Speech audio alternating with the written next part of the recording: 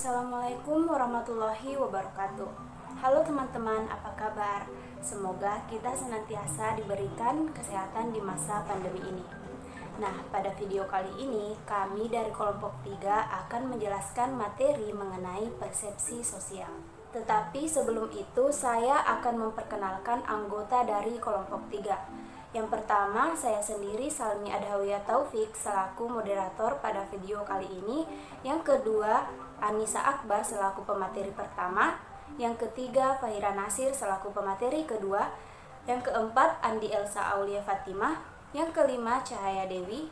Yang keenam, Kak Syamsiar Hudi. Dan yang terakhir yaitu Aufar Yusril. Baiklah teman-teman, sebelum memasuki penjelasan materi, terlebih dahulu saya akan menyebutkan pokok-pokok pembahasan pada materi kali ini. Nah, pada materi persepsi sosial ini sendiri, kami akan menjelaskan 5 pokok pembahasan, yakni yang pertama, pengertian persepsi sosial, yang kedua, proses persepsi sosial, yang ketiga, faktor yang mempengaruhi persepsi sosial, yang keempat, macam-macam persepsi sosial, dan yang terakhir yaitu akurasi persepsi sosial. Baiklah, mungkin langsung saja saya persilahkan kepada Saudari Anissa Akbar selaku pemateri pertama untuk menjelaskan materinya. Baik, materi pertama yaitu pengertian persepsi sosial. Persepsi sosial merupakan suatu proses seseorang untuk mengetahui, menginterpretasikan, dan mengevaluasi orang-orang lain yang dipersepsi tentang sifat-sifatnya, kualitasnya, dan keadaan yang lain yang ada dalam diri orang yang dipersepsi, sehingga terbentuk gambaran mengenai orang yang dipersepsi. Sedangkan persepsi adalah suatu proses yang ditempuh individu untuk mengorganisasikan dan menafsirkan kesan-kesan indera mereka agar memberikan makna bagi lingkungan mereka. Persepsi itu agar memberikan makna bagi lingkungan mereka. Persepsi itu penting dalam studi perilaku organisasi karena perilaku orang yang didasarkan pada persepsi, mereka mengetahui apa itu realitas dan bukan mengenai realitas itu sendiri.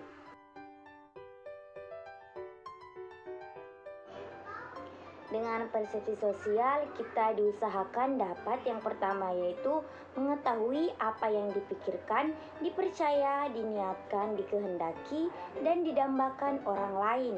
Yang kedua yaitu membaca apa yang ada di dalam diri orang lain berdasarkan ekspresi wajah, tekanan suara, gerak-gerik tubuh, kata-kata, dan tingkah laku mereka.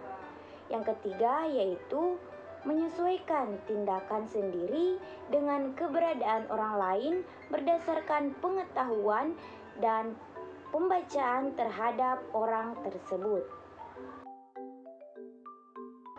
Adapun proses persepsi sosial yang pertama yaitu proses persepsi sosial kadang-kadang serupa, sama atau seragam, sementara kadang-kadang juga berbeda. Yang kedua, ada perbedaan antara persepsi tentang orang atau personal perception, yaitu objeknya lebih abstrak sehingga orang cenderung memberi persepsi yang sama. Objeknya lebih konkret atau merupakan pengalaman pribadi. Yang ketiga yaitu persepsi sosial berbeda dari persepsi pada umumnya, yaitu persepsi sosial sangat menggantungkan diri pada komunikasi verbal maupun nonverbal. Komunikasi nonverbal contohnya kontak mata seperti menunjukkan rasa suka dan tidak suka karena mata adalah jendela hati. Selanjutnya, ekspresi wajah seperti perhatian, simpati, kebingungan, atau kemarahan, serta dapat mengenali dan mengerti emosi orang lain. Yang selanjutnya, bahasa tubuh. Artinya, mencerminkan keadaan emosionalnya, gerakan yang dilakukan dalam jumlah besar dan berulang-ulang, atau menyentak, menghentak, atau menggaruk, mengindikasikan adanya ketegangan emosional. Gerak-gerakan kecil yang berulang-ulang dapat mencerminkan perasaan cemas dari orang tersebut. Yang kelima, problem penipuan, artinya verbal mungkin mudah lolos untuk berbohong, namun tidak jarang pembohong ketahuan saat melalui saluran nonverbal. Pembohong seringkali ketahuan karena mereka menampakkan ekspresi tegang dan gugup. Materi selanjutnya yaitu faktor yang mempengaruhi persepsi sosial. Yang pertama yaitu faktor penerima seseorang yang memiliki konsep diri yang tinggi dan selalu merasa diri secara mental dalam keadaan sehat, cenderung melihat orang lain dari sudut tinjauan yang bersifat positif dan optimis dibandingkan seseorang yang memiliki konsep diri rendah. Pengalaman di masa lalu sebagai bagian dasar informasi juga menentukan pembentukan persepsi seseorang. Yang kedua yaitu faktor situasi, merupakan makna yang diberikan individu terhadap suatu keadaan atau interpretasi individu terhadap faktor-faktor sosial yang ditemui pada ruang dan waktu tertentu. Proses persepsi sosial dapat dipilah menjadi 3. Yang pertama yaitu seleksi. Seseorang akan lebih memusatkan perhatiannya pada objek-objek yang dianggap lebih disukai ketimbang objek-objek yang tidak disukainya. Proses kognitif ini disebut dengan seleksi informasi tentang keberadaan suatu objek, baik yang bersifat fisik maupun sosial. Yang kedua yaitu kesamaan.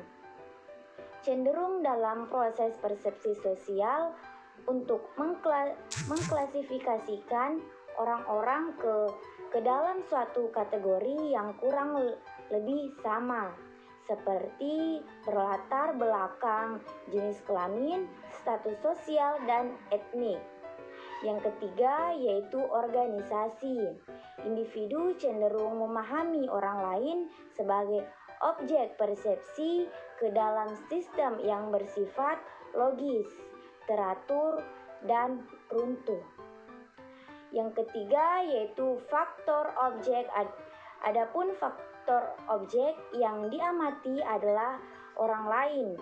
Ada beberapa ciri yang dapat memberi pengaruh terhadap terbentuknya persepsi sosial, di antaranya yaitu keunikan, kekontrasan, ukuran, dan intensitas yang terdapat dalam diri objek, serta kedekatan objek dengan latar belakang sosial orang lain. Selanjutnya saya kembalikan ke moderator. Baiklah, itulah tadi penjelasan dari pemateri pertama.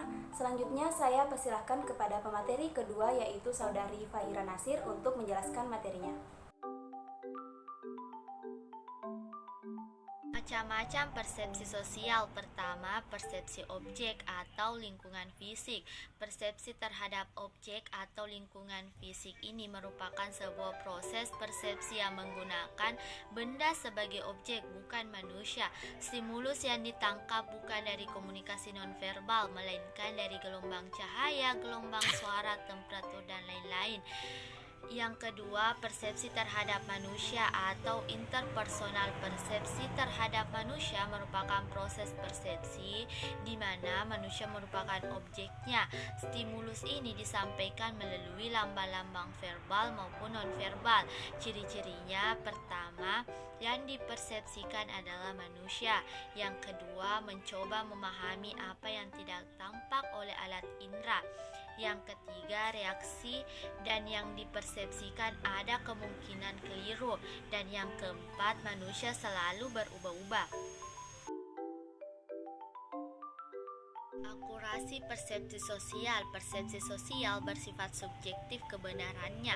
Persepsi sosial seringkali bersifat relatif dan kebenarannya sering berada di otak masing-masing orang atau objek yang sama boleh jadi mendapatkan penilaian yang berbeda-beda. Setiap orang bisa saja mengklaim bahwa persepsinya lah yang dianggap paling benar, dan seringkali tidak ada seorang pun yang bisa dikatakan salah.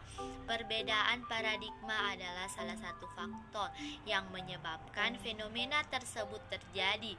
Sebagian persepsi sosial diverifikasi dan bisa dinilai benar atau salah, seperti menilai orang yang tidak banyak bicara sebagai orang yang sombong adalah penilaian yang bisa diverifikasi kebenarannya, kesalahannya, atau menilai orang yang berpakaian kumal sebagai orang yang miskin juga merupakan penilaian yang diverifikasi kebenarannya atau kesalahannya. Dalam hal ini, Islam memperingatkan pengikutnya untuk hati-hati dalam melakukan penilaian terhadap orang lain. Baiklah teman-teman, itulah tadi penjelasan materi dari kelompok 3 terkait persepsi sosial. Mohon maaf jika ada salah-salah kata, lebih kurangnya mohon dimaafkan. Wassalamualaikum warahmatullahi wabarakatuh.